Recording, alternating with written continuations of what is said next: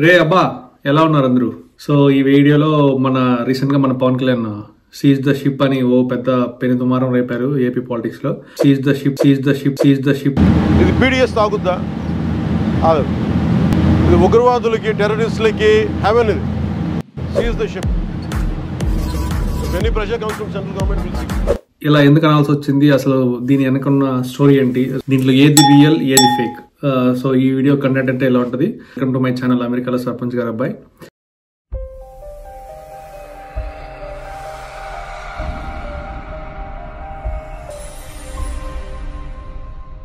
So she's the ship అని పవన్ కళ్యాణ్ ఎప్పుడైతే అన్నాడో ఆ మీడియా ఛానల్స్ అన్ని అది ట్రోల్స్ బాగా చేశాయి.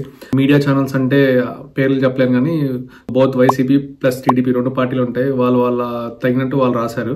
దీంట్లో ఏది ఎంతవరకు నిజం ఎంతవరకు ఫేక్ అంటే జస్ట్ ఓవర్ ఇస్తాను.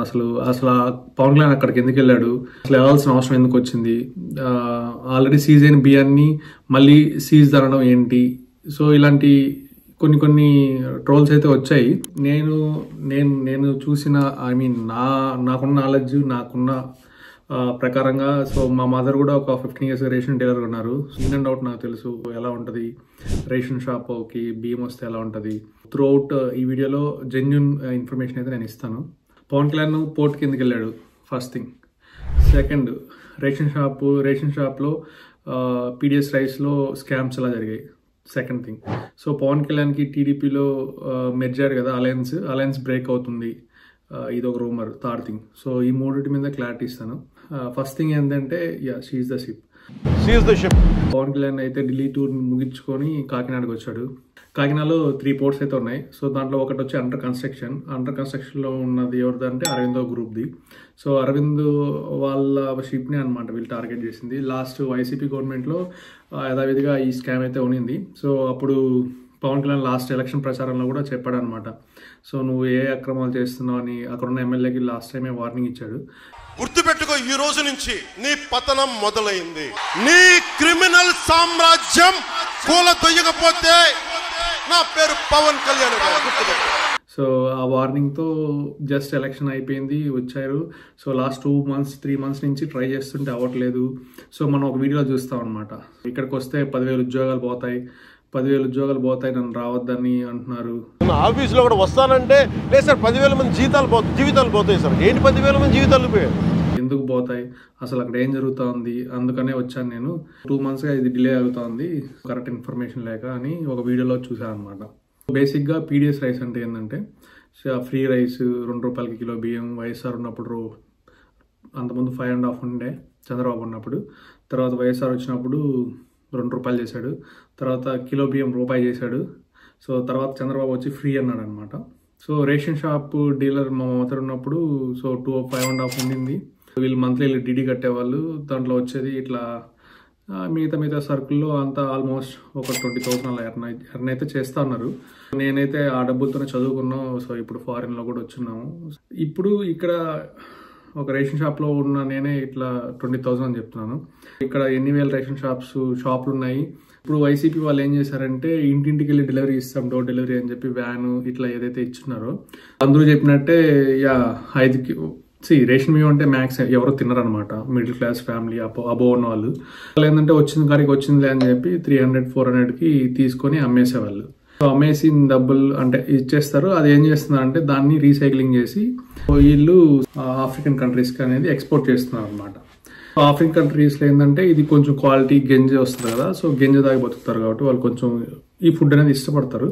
అందుకని ఆఫ్రికన్ కంట్రీస్ ఎక్స్పోర్ట్ చేస్తున్నారు. ఇక్కడ ఏమి అంటే అదే సామెత అంటారు కదా, తేనుంటే అట్లా అలా వెళ్తే నాకుంటే అంటే తేనైపోద్ది. సో అలాగే మన వ్యవస్థ కూడా అంతే అనమాట. సో దాన్ని అయితే పవన్ కళ్యాణ్ వెళ్ళి కంట్రోల్ చేశాడు.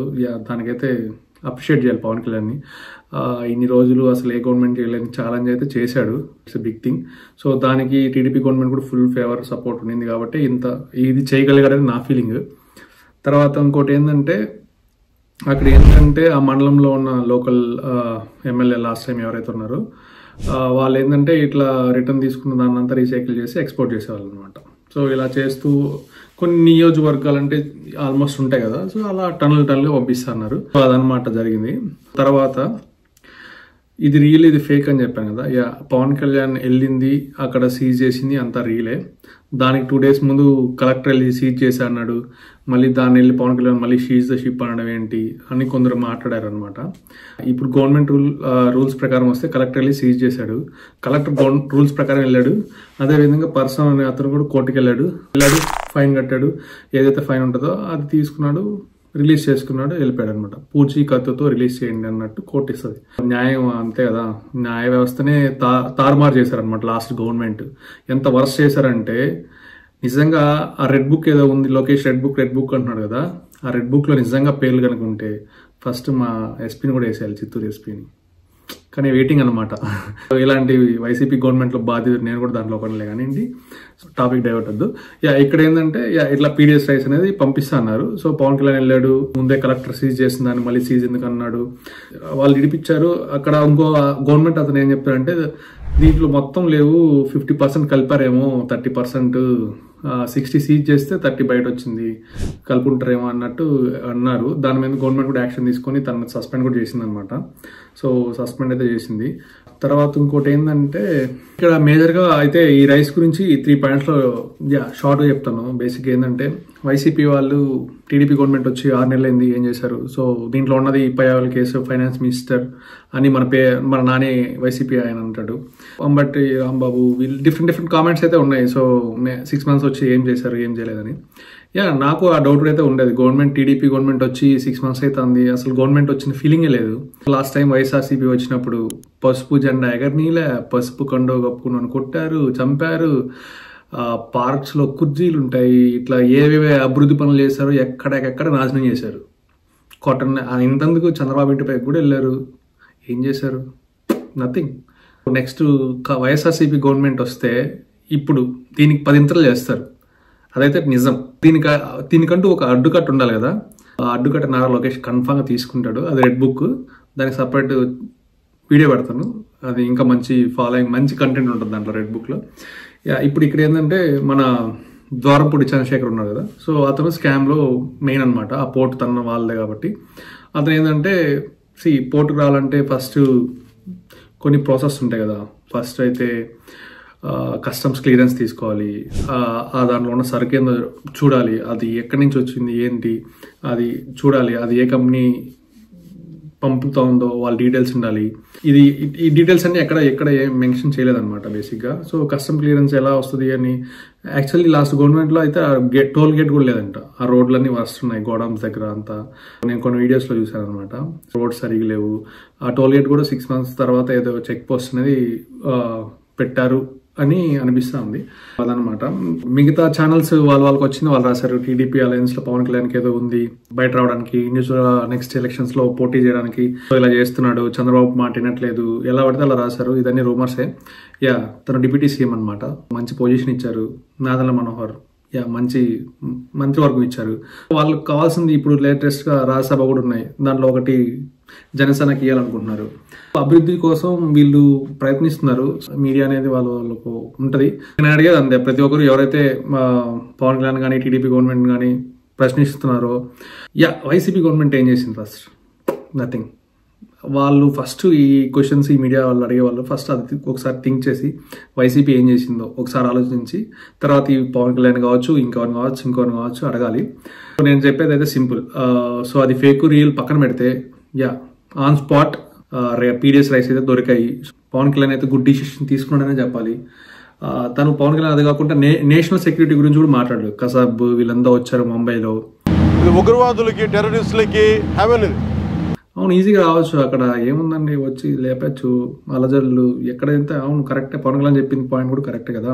సో దీని మీద కేంద్రం కూడా ఒక్కసారి లుక్ వేస్తే బాగుంటుంది.